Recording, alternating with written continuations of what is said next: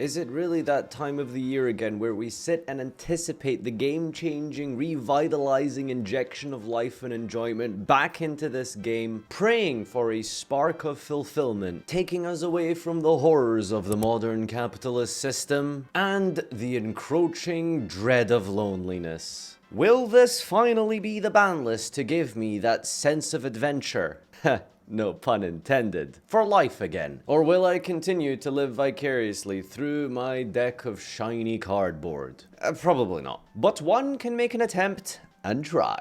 I worked on this Banlist over the course of numerous days with my stream, which you can tune into and watch every day at 2 PM UK time onwards. And it was really hard to come up and justify some of the reasonings behind this, because some of the Konami's logic tends to be quite consistent, while other forms of it tend to be a bit weird. So as always, this list is a general prediction, and so might contain some hits that I might not necessarily agree with, but I feel like some of these are quite realistic based off of the patterns in which they've shown over the course of the most recent couple of Banlists. Is that fair? Well, alright then.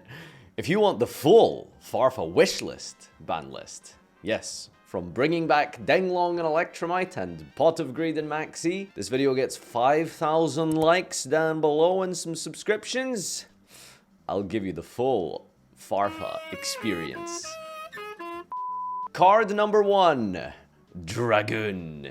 No, I don't actually have any comments or anything to say about this card. I just wanted to bring it up because remember how you dumb, stupid crybabies were popping off in the comments not so long ago, a couple months ago, talking about how Dragoon is better in a vacuum. You must look so stupid and feel pathetic right now after the fact that Dragoon has had one singular top since the inception of DP in some random Drytron deck, while DP continues to take 50% of top cut across multiple different archetypes consistently. I want you to look in the mirror before you brush your teeth tonight and say, you, stupid. Listen to Farfa next time. Alright, anyway, let's talk about Gazelle and Salamangreat, Circle, and or both to 3. As we've seen numerous times throughout the history of the Banlist, Konami tend to use the semi-limited list as a type of quarantine zone to make sure a deck is fine before returning its key components, and therefore, these are pretty reasonable returns. The other card worth putting to 3 is kind of in the same vein. It did nothing last Banlist, and guess what? It's gonna do nothing in this Banlist. Scapegoat to 3. Oh, but you can link climb into access. Yeah, on like turn 3. What is this? Hearthstone? Turn 3? Turn 3. I have no comments for the semi-limited section. Yeah, there's not really much to put here. I would like Beatrice to come to 2. I mean, is anyone here playing rank 6 turbo? Maybe virtual world players, I suppose, dumping Scythe, which we'll get to. We'll get to that card soon. But if we're keeping realistic, I don't know if anything else is really going to go to 2. Maybe some random one-of limited card on the ban list. I wouldn't be surprised if something obscure went up to 2, like Hero Lives. Is that card still at 1? Maybe... Okay, so that card can maybe go to 2.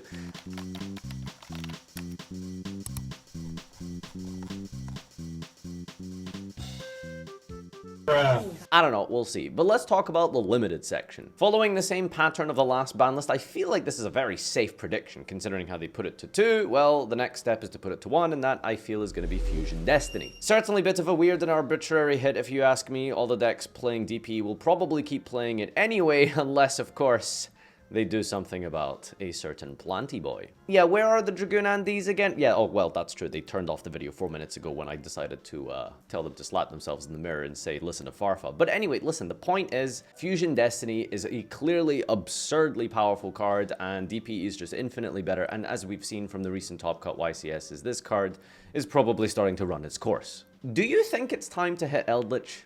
See, I don't know about this one. On the one hand, I feel like maybe they'll feel a little bit obliged to hit the deck, coinciding with maybe Master Duel potentially, as well as the fact that Cyber's Eldritch is a bit of a real deck, which Scythe DPEs you with one singular card and backs it up with some Eldritch. Yeah, while of course the problem here is a certain artifact monster, which we will bring up soon.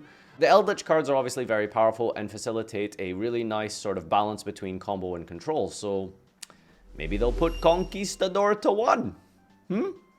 Maybe. Now, I know you're probably thinking Conquistador to 1 is the dumbest one. Yeah, but I thought it'd be funny if we copied the Master Duel ban list and hit Conquistador instead of Sanguine. Right? Alright.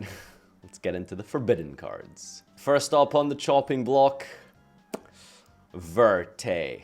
Oh! Let's go, Farfa!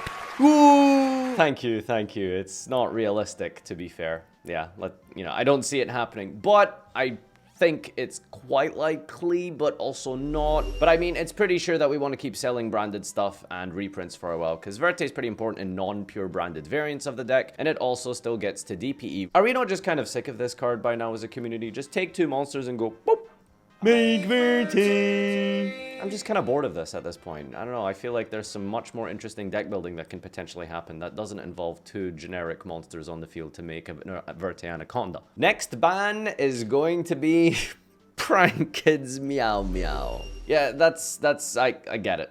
No, I get it. Prank Kids sucks without Brave, etc, etc, but it's starting to turn into the Burning Abyss of modern Yu-Gi-Oh! And we all know how we feel about Burning Abyss players, right? I mean, they are some of the most degenerate, obnoxious, and... Oh, next ban is Wandering Griffin. So I thought about this for a while. We could limit Rite of Aramesia, the spell, so you can actually use hand traps against Enchantress, unlike Rite of Aramesia.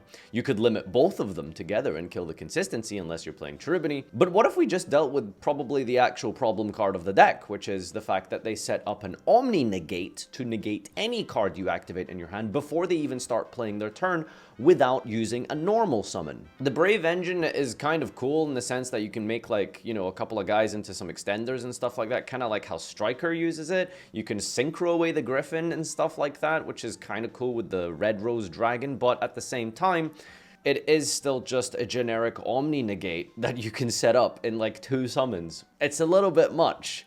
And coupled with the fact that this Brave Engine has really just completely killed the validity of Floodgates because of Dracoback. Not gonna say Dracoback is getting banned. Sorry, Skrelpling. But I think that we can all agree that it's just really hard to deal with your opponent's board when they just get essentially a free Omni Negate and then the rest of their combo. I don't know. I'm pretty pressed on this one. I'm fairly certain at this point that Griffin is the issue. Yes, they are getting Illegal Knight next set or the set after or something, which is still a very powerful card, but it isn't quite the same and as good as an Omni Negate.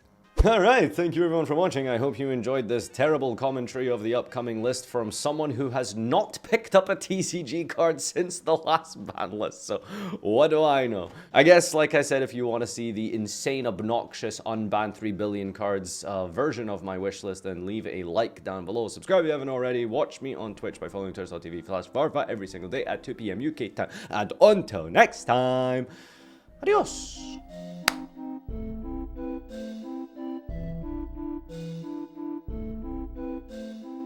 Hello. It is I, Daniel. It has been a very long time since we last spoke.